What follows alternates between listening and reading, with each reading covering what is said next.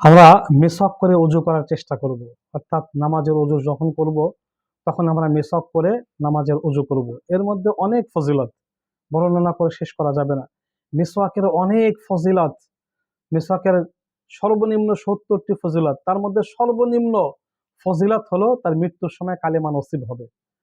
মৃত্যুর সময় ফেরেশতারা তার কালিমার তালকিন করবে। মিসওয়াক করে নামাজ পড়লে মানে কতক্ষণ সময় লাগবে মিসওয়াক করতে? আমরা অল্প সময়ের মধ্যে যে ৭০ গুণ বেশি আমরা ওযু এবং নামাজের সওয়াব অর্জন করতে পারি। আপনি মিসওয়াক এক নামাজের সওয়াব ৭০ গুণ বেড়ে যাবে।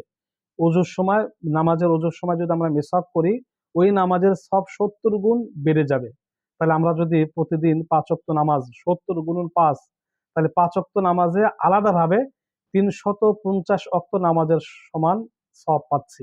আবার যদি ১ মাসের নামাজের হিসাব যদি আমরা করি, ১৫০, ১ মাসে ১৫০ ওয়াক্ত নামাজ, ১৫০ গুণন ৭০, তাহলে আমাদের আমলনামায় আলাদাভাবে ১০,৫০০ ওয়াক্ত নামাজের সওয়াব অতিরিক্ত জমা হবে।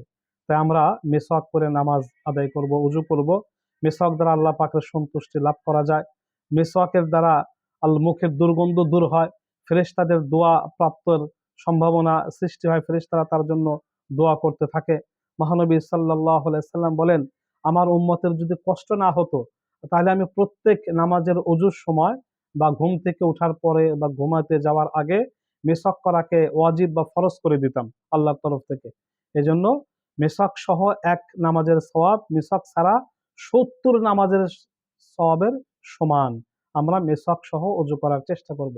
ছোট্ট একটা মিসওয়াক পকেটে রাখবো বা অফিসে বা কর্মস্থলে রেখে আমরা মিসওয়াক সহ ওযু করে নামাজ আদায় করব।